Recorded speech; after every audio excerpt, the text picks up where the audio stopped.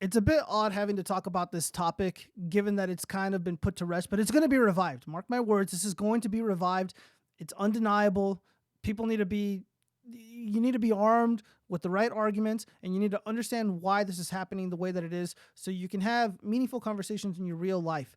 And rebuke the nonsense that comes from people who are sympathetic towards the Democratic Party or vote reliably Dem for whatever reason.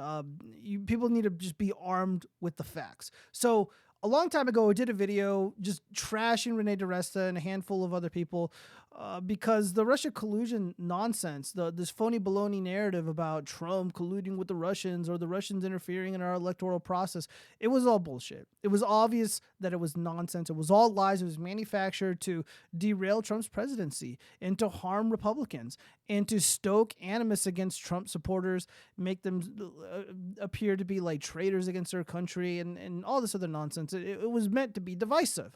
And it mostly worked. The people on the left have just been their minds have been completely destroyed by this thing. They can't. They're incoherent. They're just bizarre. It's like you're really unable to communicate with them. Like I'm at a loss of words trying to describe. I mean, it's like the most comically goofy brainwashing that you've ever seen depicted in like a terrible movie where someone's like brainwashed and then conditioned to do things that they would never otherwise do. Well, now we're at a point where it's like, well, these people have been conditioned to believe and do things that are just total nonsense. They make no sense whatsoever because of lies that have been fed to them, a narrative that's been a manufactured narrative that's been fed to them by the lying press. So I need to reiterate, this never happened. So the Mueller report, that fruitcake Mueller, he essentially, vindicates Trump. The Mueller report finds no evidence of Russia collusion. So the Russia collusion narrative, long story short, Trump and I guess the president of Russia worked together to, I guess, defeat Hillary Clinton, who had like a 98% chance of winning, and Trump only, poopy orange man, diaper boy, only had like a 1 or 2% chance of winning. And then of course 2016 happened the way that it did, and thank God for it. So yeah, it was pretty fascinating that people still believe this. I mean, this is NPR. I'm not pulling this out of my butt. This is NPR, far leftist, funded by this illegitimate regime, NPR. We got another one here though. Where I'm not going to subscribe to their garbage rag. USA Today, far leftist site. They're saying, look, no collusion. How Americans were fed a false tale about Donald Trump's 2016 campaign. The investigation is laying bare the extent of the conspiracy to derail the Trump campaign and thwart his presidency. Well, isn't that interesting? So how does this relate to free speech? Okay, so let's entertain a few things really quickly. Let's think about this logically, but in a way that everybody can understand. And you got to listen very carefully. Okay, so obviously this has never happened. This is all BS. But let's pretend that there was Russian interference. There was Russian collusion. What exactly does that mean? How exactly did they interfere in our elections? That question has never been answered meaningfully, has never been explained. It can't be answered. There's never been a satisfactory answer to that question. How did they interfere in the election? What did they do? What did they do? It's never been answered. They can't do it.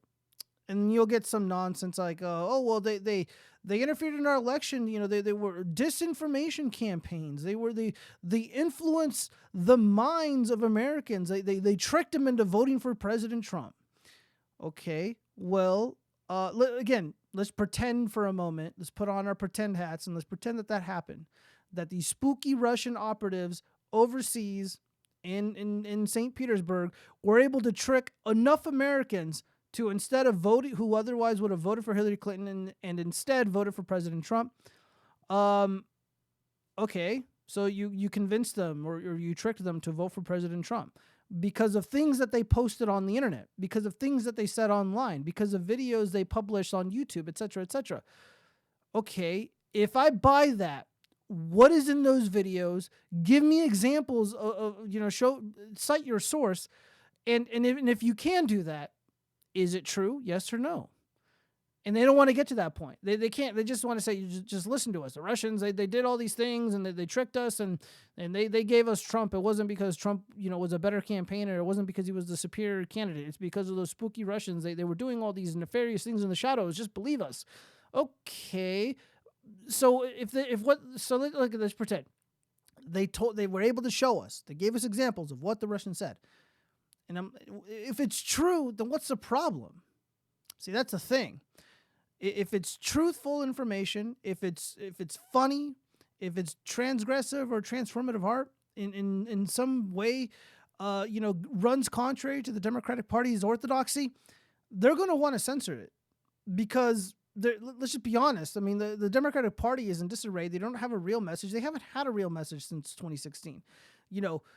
Draft, more wars, shave my feminist penis, distribute pornography to tiny children, give billions upon billions of dollars to the Ukrainians without consent from the governed, without the legislature, the federal legislature getting involved. We're gonna print money endlessly.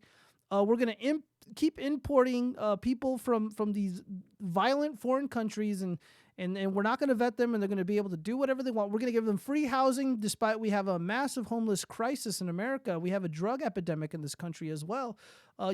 Cops are even getting sick because of how lethal the fentanyl that is being imported into this country is. But what do they want to? They want to talk about trans rights. Feminism. Russia collusion, and again, now that Elon Musk owns Twitter, and it will be going private, hopefully sooner than later, as I'm making this video, they're saying or suggesting that, the spooky, you're going to open up the floodgates to all this spooky foreign interference. Well, it's funny that they don't mind all the foreign interference at our southern border, but if it's ideas, if it's lawful speech from an individual who's not from this country, allegedly, right, then they don't want to hear about it. They don't want that person to be able to express themselves. Lawful speech, be damned. Freedom of expression, that doesn't harm anybody or run contrary to any law in the United States, get rid of it. They want to ban it. And it goes on like this. And a lot of people made their careers by propagating and propping up this fake, phony narrative. The fraudster, Sam Harris, who's a total fraud, by the way, he was like, oh, yeah, dude, this is terrible. Oh, my gosh. Like, look at all this Russian propaganda. I've never been given an example of what exactly that Russian propaganda was. And again, if the Russians were posting content that's anti-Hill Dog, what was it? And if it was it, then is it false or not?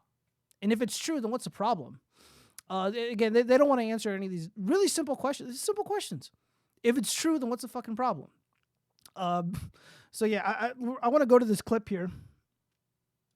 And I just want to give you a sense of just how fucking sinister this nonsense. And this is from fraudster Christian Piccolini. The guy's a total fucking loser, total pussy, and he's just a fucking liar, dude. This guy's a fucking liar. He's like a reformed Nazi.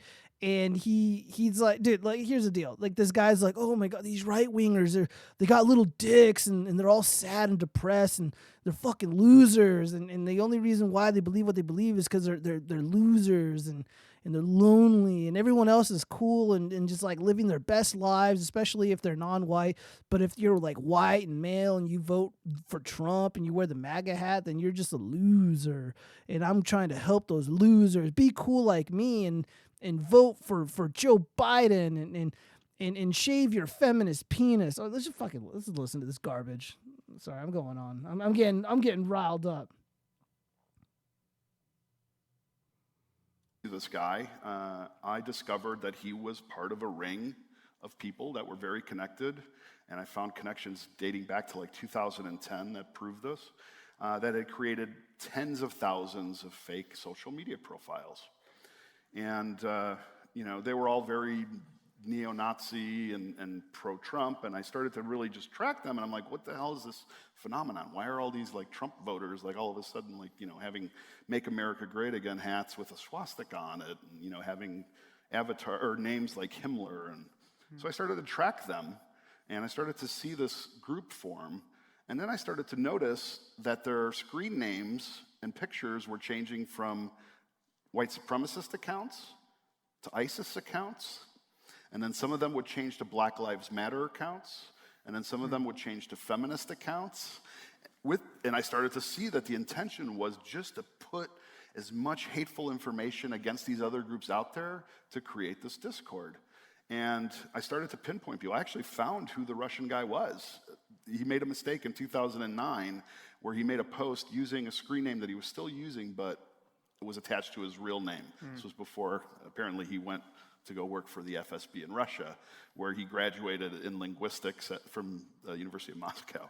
Right. So I went to the FBI in October of 2016, and I said, there's something weird going on. I'm not quite sure what the hell is going on, but everything was pointing to Russia, because at that time, I had presented this information to the parents and to the girl, and I said, first of all, this guy is not who you think he is. He's a bad guy, and he's this guy. His name's Mikhail, whatever his last name was. And she didn't believe me, so she leaked the information to her boyfriend. Within 3 hours of me leaving that house, 75 domain names that I own, that I run for my, nonprofit, for myself, my parents, and, their restaurant, were all hacked by Russian malware within 3 hours, 75 domain names. And I went to the service providers and I said, what is going on? And they said, we've never seen an attack like this.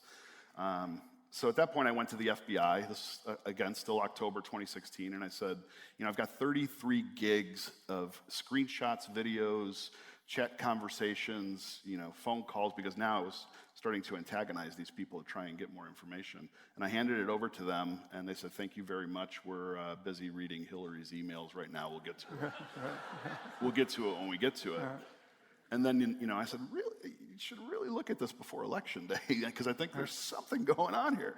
And I still haven't heard from them, so who knows. But now it's starting to come out that all that information that I found is actually, being validated. Right. So, yeah. Ugh, disgusting. Absolutely disgusting. Oh, the information was validated, huh? Are you sure about that, Christian Piccolini? You fucking pussy. What a fucking lying sack of shit this guy is. Yeah, that girl was right. You're a fucking fat liar. Everything you talk about is just bullshit. Like, I know it's not the most eloquent thing to say, but I can't fucking stand these people. Like, they made a lot of money peddling this nonsense, and quite frankly, I'm a little bit jealous. I don't have a grift here. I'm just a regular guy who shares my opinions about these fucking liars and these hacks. But the whole point is, again, knowing what we know now, everything, the guy was just bullshitting. He's a fucking liar. He's a fraud. It's going to happen again. It's going to happen again. And you need to understand, this is a free speech issue. This is a free speech issue. It's not about the spooky Nazis. It's not about these spooky Russians. It's not about, fucking Trump. It's about controlling lawful speech, controlling freedom of expression, in preventing people like me from dunking on the Democratic Party, in making fun of the disgusting Hollywood industry, plain and simple, and all the other allies, the activists, etc. And by the way, I want to point out something really interesting. And it isn't just Democrats that do this. Jack Posobiec, the Fed, the fucking cop, he admitted to this. I think it was on a stream with Robert Barnes and Viva Fry. I don't know why they fall for this shit all the time, but he admitted that he had some kind of group. I think it was on Facebook, something like video game related or something about, I don't know, something nerdy and dorky, and it accrued a lot of followers. He had a large following with his web page, this group page that he had, and then he switched it to talking about politics and or whatever. And he did that switcheroo. So he basically built up this audience, and then he did a bait and switch. And now what Christian Piccolini was describing, that he would have the allegedly, right, these people wearing MAGA hats with the Nazi iconography on it. And it's like, first off, those people are obviously not real or genuine Trump supporters. Trump supporters have been proven to be kind, gentle, peaceful, loving people. They're the best of us. They're wonderful, and I detest this bullshit caricature, this nonsense beating down of these just regular working class people by fucking frauds like Christian Piccolini. And yeah, so it's obvious, dude, red flags, bro. Just go to any fucking MAGA event. None of those people are hateful or cruel or any of the nonsense that he wants to, suggest that they are. Anyway, he Christian Puccolini mentioned that, one day it's like racist MAGA, then it's BLM, then it's this, and then it's that. And let's pretend that he compiled all this information. He went to the FBI. He's like, hey, look, these people are changing their accounts. They're doing these things. They're interacting with users in this way, this, and that. That what he was experiencing they were operatives, but they were American. And they were, it's kind of like a quasi marketing type thing where you have these marketing agencies, these like online, groups. They'll amass a large audience for their clients. And, they already have a bunch. They have a bunch. They have these groups and they change them willy nilly, on command, and people pay a lot of money for that. I mean, it is what it is, but just, and that's why they didn't take any of this seriously, because they're like, oh, well, it's the Russians doing it. Actually, it isn't.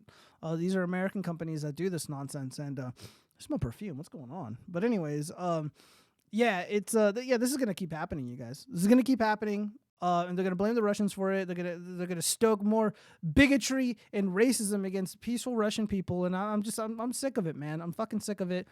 And Christian Puccolini, I'll fucking debate you any day of the week, and I'll fucking destroy you and your stupid arguments and your stupid... Dude, everything about this guy's just total bullshit. The guy's a fucking bullshitter.